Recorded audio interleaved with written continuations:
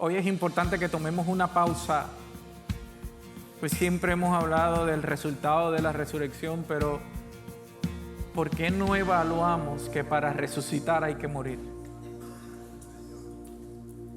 ¿Por qué no nos tomamos una pausa, un momento, para entonces enfrentar dolor y saber que el mismo Jesús le recomendó a Nicodemo: tienes que nacer de nuevo? En buen boricua es: tienes que morirte para volver a nacer. Y mientras hablaba sobre esta serie de sermones, la semana pasada me encontraba en la librería favorita de mi hijo y mi librería favorita también. Es favorita para mí por el café, a mi hijo por los libros. Y mientras estábamos allí sentados hablando, le hablé a mi hijo sobre la muerte y la importancia de discutir este texto que es tan difícil o que preferimos cruzar rápido a las resurrecciones y a la vida de éxito.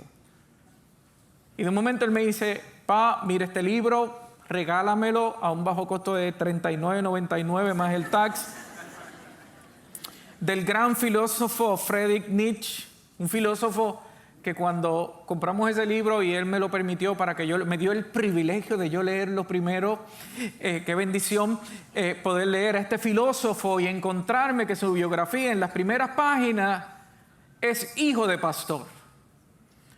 Un filósofo contemporáneo del siglo XIX, el cual cobró mucha notoriedad luego que muere.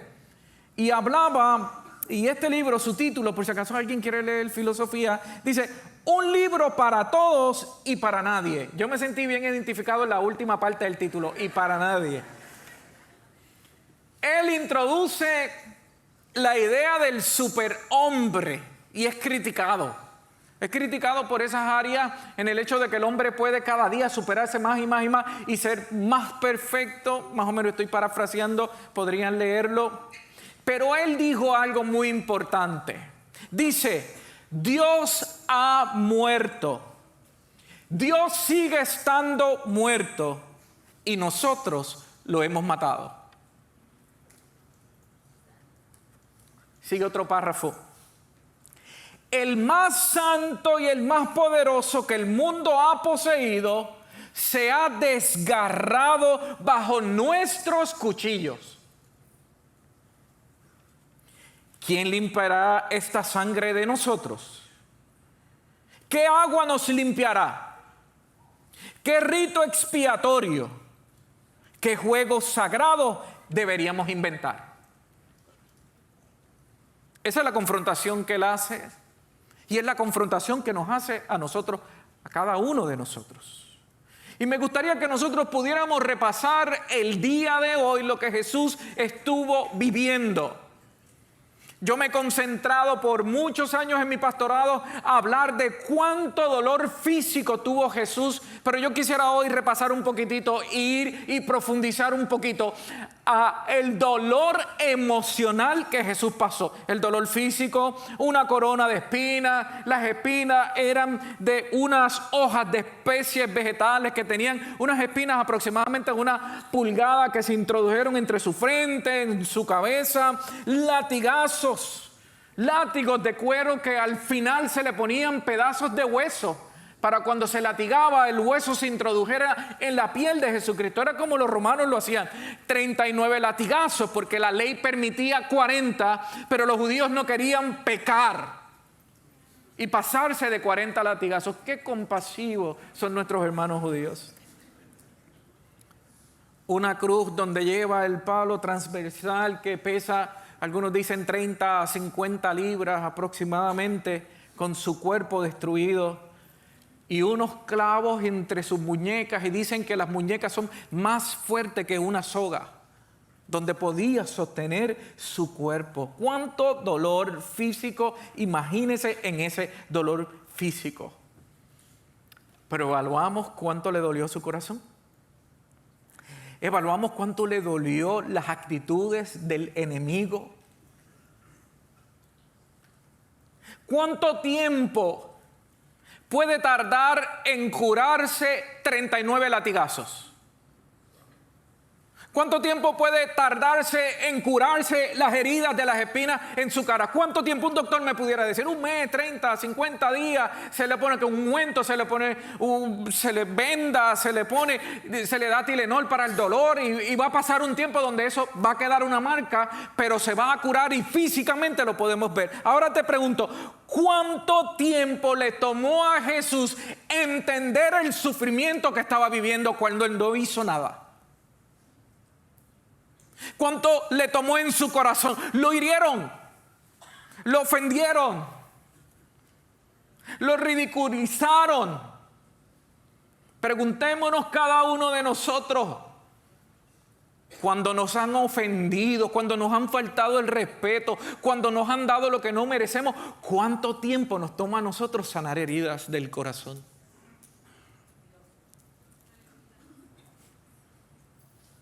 Y yo no puedo dar una estadística porque eso cada uno de nosotros puede hablar en esta vida cómo se ha restaurado y cómo ha podido vivir y eso. El primer punto que quisiera tocar es que Jesús no lo merecía. El primer punto que quiero tocar es que la Biblia nos dice y nos registra que Él es el sacrificio perfecto porque Él nunca pecó. Él nunca pecó. Él estuvo en esta tierra, Él venció todas las tentaciones, Él sufrió todas las tentaciones, pero su cuerpo, su mente y sus emociones nunca experimentaron el fruto del pecado. Pero dice que cuando llegó la hora, primera de Pedro, capítulo 2, versículo 24, dice: Él mismo cargó nuestros pecados sobre su cuerpo en la cruz para que nosotros podamos estar muertos al pecado y vivir para lo que es rectos. Por sus heridas todos nosotros somos curados. ¿Y cómo podemos entender esto? Nunca pecó, pero lo que Dios hizo fue permitir llevar sobre sus hombros el pecado de toda la humanidad. Le pregunto, ¿aquí hay alguien que ha pecado todos los pecados del mundo? Jesús lo sintió en su corazón. Jesús lo sintió. Y el Jesús humano, el Jesucristo histórico, cuando vemos los textos bíblicos, grita, habla, se desahoga como humano, sintiendo el dolor que usted y yo hemos sentido en todo este tiempo. Físicamente dice que la noche antes de ser arrestado estaba en el Getsemaní, en la prensa de aceite allí donde estaba siendo oprimido por el dolor del pecado, donde sus emociones estaban comprometidas, y en medio de esa aflicción le dice a Pedro, a Jacobo y a Juan: no se vayan lejos, vamos a orar para que no entres en tentación. Vamos a orar. Dice un estudio que Jesús sintió en su cuerpo algo que se llama hematidrosis.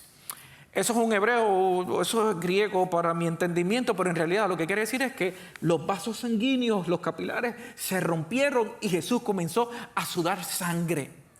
Los doctores dicen que eso sucede cuando alguien está altamente emocional comprometido, donde hay una presión sobrenatural sobre su vida, donde llega la depresión, donde llega el dolor grandísimo, el cual no podemos superar. Allí en el Getsemaní, Él comenzó a sentir todo el peso del pecado y su cuerpo reaccionó. Pensemos nosotros cuando hemos estado en momentos tan difíciles que nuestro cuerpo rompe en llanto, rompe en depresión, rompe en incomprensión.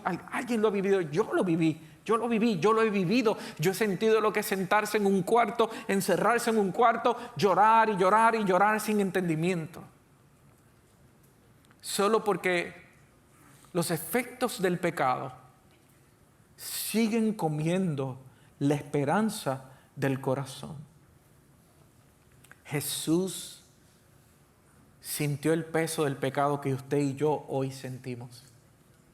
Y a mí me encanta, y por eso quiero tomar una pausa en hablar de muerte, porque Jesús comprende lo que nos está matando espiritualmente.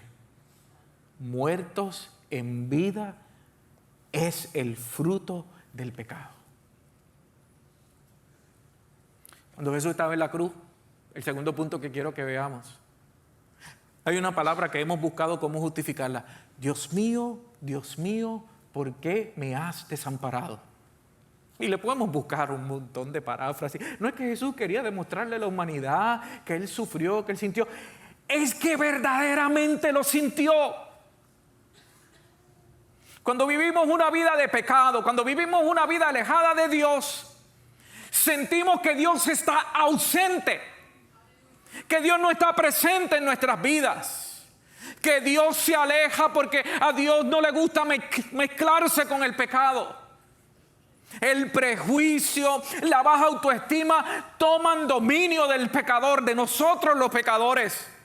Y cuando tratamos de ir a la presencia del Señor, no me siento digno, yo no me atrevo a ir a la presencia del Señor porque Dios se alejó de mí. Déjeme explicarte algo. Dice la palabra del Señor, su misericordia es nueva cada mañana. Usted puede pecar hoy y mañana en la mañana está Dios abriendo los brazos y diciendo, envié a Jesucristo al mundo para que encontraras perdón a tu vida. Muchos de nosotros, con el fruto del pecado, sentimos soledad, sentimos abandono, sentimos miedo, sentimos tristeza, sentimos vergüenza. Todo eso es fruto del pecado, no es fruto del Espíritu Santo. Y Jesús lo comprende totalmente. Lo vivió, lo sintió. Jesús sintió una profunda separación de Dios. Sintió que Dios estaba alejado. Sintió que su verdadero propósito allí en la cruz se cumpliría o no se cumpliría. Dios mío, por favor, pasa de mí esta copa, por favor. Fruto del sentir todo eso tan pesado. Y ese fruto nos impide poder alcanzar la plenitud de Dios para la vida de cada uno de nosotros. Pasa de mí esta copa. ¿No es una buena tentación de huirle a lo que tenemos que enfrentar? Santiago capítulo 1 versículo 14 dice, la tentación viene por nuestros propios deseos que vienen ¿dónde? Eso que el pecado ha puesto en nuestro corazón y en nuestra mente, los cuales nos seducen y nos arrastran. De esos deseos nacen los actos pecaminosos, el pecado. Cuando se deja crecer el pecado, dice, da a luz a la muerte espiritual. Da a luz a la sensación de culpa y vergüenza. Aumenta el estrés, la ansiedad, la depresión, sentimiento de separación y soledad. ¿Cómo alguien tiene la capacidad de quitarle la vida a otra persona? Esta semana veía un video en medio de una de las carreteras más transitadas de este país, un hombre pegándole a su esposa. ¿De dónde sale ese fruto? ¿Cómo es posible? Causa efectos negativos de nuestra autoestima. Frutos que nos llevan a sentirse mal con nosotros mismos. Nuestra propia imagen no nos podemos ni mirar porque nos sentimos muy mal. Falta de confianza, desesperación. Todo eso Jesús lo vivió. Jesús baja de esa cruz. Y cuando baja de esa cruz, quiere enseñarnos a buscar la verdad. Y lo primero que Jesús hace buscando la verdad es diciendo, Padre, perdónalos porque no saben lo que han hecho. Y lo primero que nos quiere decir al corazón de cada uno de nosotros, Padre, perdóname porque no sé lo que hago. Segundo, me perdono yo mismo, perdónate yo mismo, no sé lo que hago. Yo no tengo autocontrol ni tengo autosuficiencia para controlar el pecado, controlar lo que el mundo me ofrece. Jesús nos invita a evaluar nuestros corazones, evaluar nuestra vida. Dice Jeremías 17, versículo 10, pero yo el Señor, ¿qué? Investigo todos los corazones y examino las intenciones secretas del corazón. Y uno dice, ¿secreto para quién? Para el que está alrededor mío. Miren, mis hermanos, en tantas y tantas ocasiones uno actúa y uno dice, ¿por qué lo hice? Ni me entiendo. Pablo lo decía de una manera más poética. Yo conozco lo que es el bien y no lo logro hacer, y sé lo que es lo malo y deseo tanto de hacer lo malo.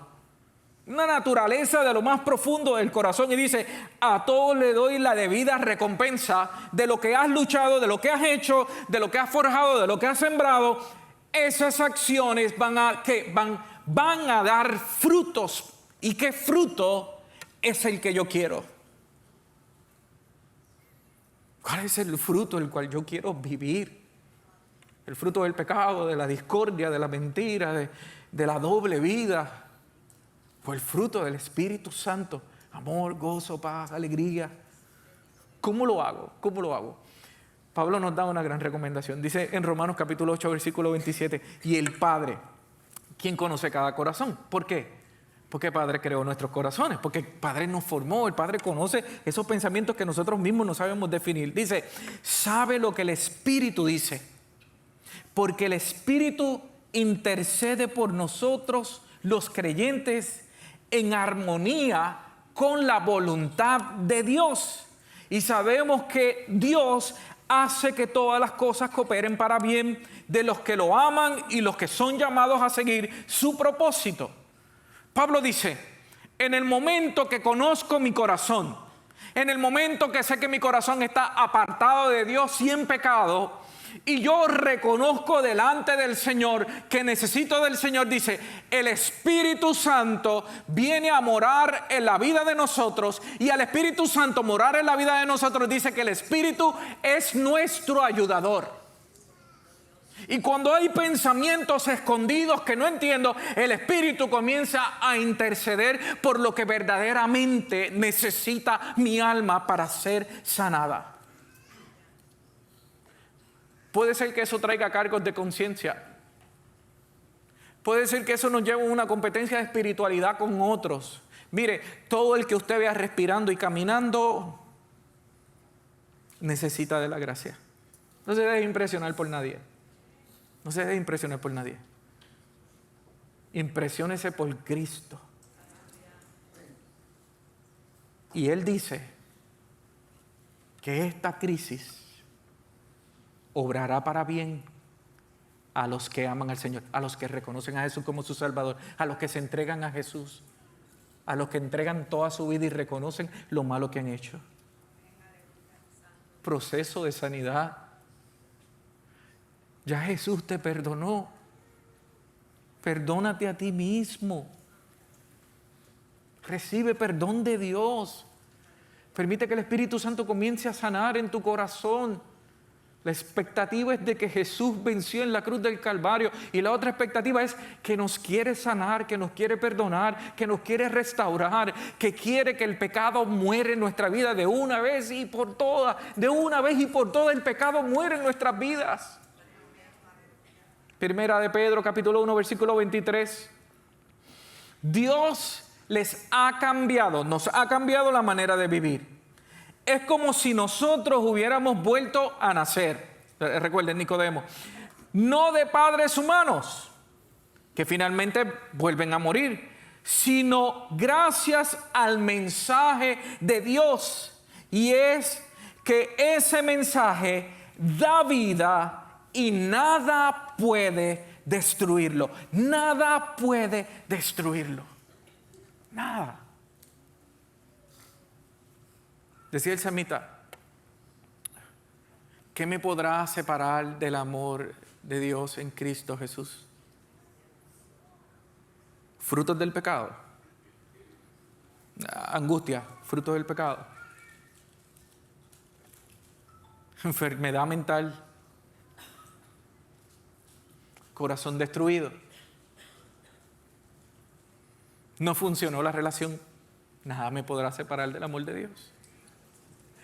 He cometido este error en tantas y tantas ocasiones. Nada me podrá separar del amor de Dios. Si 7 veces cae el justo, 7 veces se compromete el Señor de levantarnos. Es infinito el amor de Dios. Él no quiere que nadie se pierda. Él quiere salvar a todo el mundo.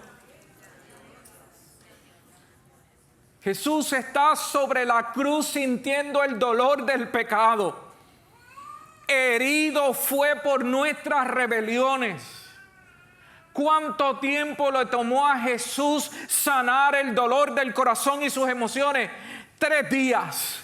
Al tercer día salió de la tumba sano, santo, perfecto, para llegar hasta todos nosotros y decirnos: muere al pecado. Muere a la pornografía, muere a la sexualidad, muere a los deseos sexuales descontrolados, muere a las adicciones. Hoy Dios quiere que mueras juntamente con Él, porque Él te va a resucitar y darte los frutos del Espíritu Santo. El salmista decía en el Salmo 103, versículo 8: el Señor es compasivo y misericordioso, lento para enojarse, Reina Valera, lento para la ira, y está lleno de un amor inagotable. Está lleno de un amor inagotable. Él tomó nuestro lugar. Él pagó nuestras deudas. Él comprende nuestro dolor. Él lo sufrió. Él sabe lo que tú estás pasando. Y Él es la única solución para poder sanarnos a cada uno de nosotros y transformarnos. Si Cristo hizo tanto por nosotros, ¿hasta qué punto estás dispuesto a responder a lo que Él nos está llamando? ¿A qué nos está llamando? A morir a este mundo, a entregarnos a Él y esperar en Él. ¿Usted sabe lo que es morir? Dejar de existir. Y usted dice: ¿Dios quiere que yo deje de existir? Sí. Dios quiere que dejes de existir a este mundo, a la invitación del enemigo, del engañador. Dios quiere que dejes de existir a eso. Es como sentirse que nosotros estamos entregando nuestra identidad humana. Cuando el mundo hoy secular lo que está diciendo es: cuida tu identidad y defínete como tú quieras. Jesús te está diciendo: entrégame tu identidad confusa por el pecado. Que el pecado te ha engañado. Porque yo te voy a dar una nueva identidad, y esa nueva identidad que te voy a dar es santa, es pura. Pablo dijo en Filipenses capítulo 1, versículo 21: pues para mí vivir significa vivir para Cristo, y morir es aún mejor. Ya no vivo yo, mas Cristo vive en mí. ¿Es difícil? Claro que es bien difícil, es bien difícil. Es bien difícil si nosotros queremos tomar ese control. He escuchado tantos acercarse y decirme: pastor, me estoy preparando para ir a la iglesia. Me estoy preparando para ir a un culto. Pues nunca vas a llegar. Porque el hombre no tiene la capacidad de purificarse, autopurificarse. El hombre no tiene la capacidad de renunciar al pecado solo. Es una decisión de decirle a Jesús: toma el control de mi mente, de mi corazón y de mi vida. Yo no quiero pecar más y no sé cómo hacerlo. Yo quiero morir y yo quiero que seas tú quien vive en mí. Yo no quiero ser conocido por los frutos del pecado, de las inmoralidades. Yo quiero ser conocido por los frutos del Espíritu Santo, que es amor, es redención, es misericordia, es perdón. Si la humanidad entera hubiese estado lleno del fruto del Espíritu Santo, nadie hubiese tenido la capacidad de llevar a Jesucristo a la cruz. Pero Jesús sabía que el mundo estaría dominado por el pecado y que no había manera que el pecado y los frutos del Espíritu convivieran juntos. Uno iba a morir y el otro iba a triunfar. Y al sol de hoy, Jesucristo sigue triunfando en toda la humanidad. Cada vez que alguien dice: yo quiero reconocer a Jesucristo como mi único y exclusivo Salvador, yo quiero reconciliarme con Cristo, yo no quiero vivir más, yo quiero que Cristo viva en mí. Y yo quisiera preguntarle a la congregación: ¿habrá alguien que levanta su mano y diga: yo quiero morir al pecado, yo quiero una nueva vida? ¿Habrá alguien que diga: yo quiero reconocer a Jesús, yo quiero reconciliarme con Jesús? Con solamente levantar tu mano donde te encuentras, ahí en la banca, estás haciendo el único acto de fe que te va a cambiar tu vida. Ya yo no quiero vivir en amargura, ya no quiero vivir en tristeza, ya no quiero vivir en dolor, ya no quiero vivir en desesperanza. Yo quiero vivir en paz, la paz que solamente puedo alcanzar diciéndole: Jesucristo, tú eres mi Salvador. Y que nosotros podamos hacer esta oración todos juntos. Es una oración que me apasiona y es una oración que quiero hacer todos los días. Y es que yo quiero confesar que Jesús es mi único y exclusivo Salvador. Hacemos esta oración. Señor Jesús, te pido que me ayudes a morir al pecado, a la vida pasada. Deseo que tú mores en mi corazón y hoy públicamente reconocer que tú eres mi Salvador.